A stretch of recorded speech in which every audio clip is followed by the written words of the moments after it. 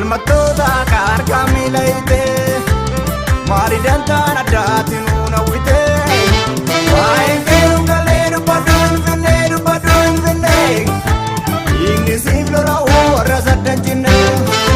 waa'een keeruun galee dubbadduun finne inni maan Oromoo warra saddan cinne falmattoota harka miilayte maal faayidaan addaatiin uunawwite waa'een keeruun galee dubbadduun finne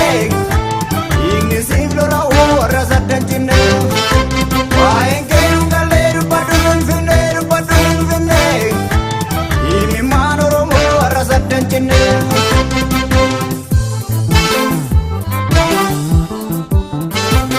himaan dubbii himee walii abbaaf lafaa dhagaye waan siimu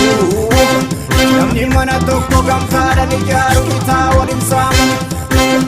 Abisa kuffisee innisan kuffisee yoo lafaa walgeessan biyya keenya irratti gabrummaan daraaree bilisummaan eessan saaqi saaqaa saaqi saaqaa saaqi saaqi saaqaa saaqi saaqaa saaqi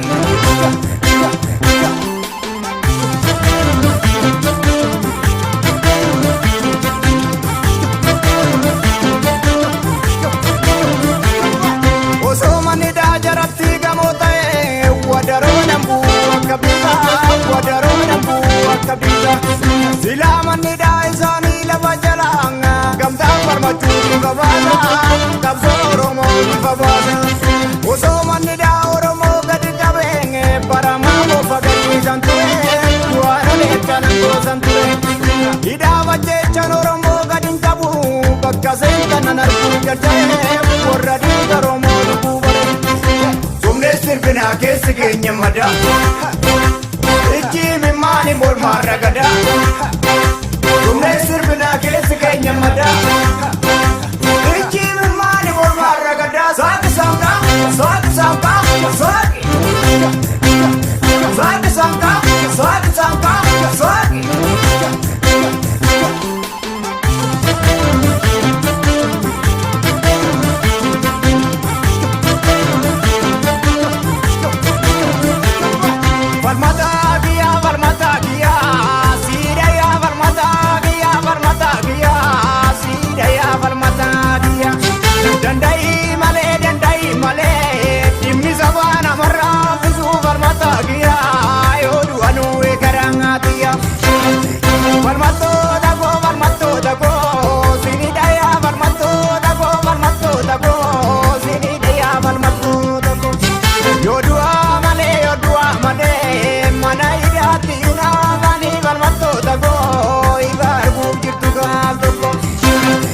Asikin kabu achikin kabu manida Rimnin jiru te sumnin jiru da pida Kana wallale jariyo bani falmatan Saba ofi divan saro kugen nuhilatan Sumne sirbina kesi kenya mada Ijji mimani mol maragada Sumne sirbina kesi kenya mada Ijji mimani mol maragada Saaki saaka, saaki saaka, saaki Saaki saaka, saaki saaka, saaki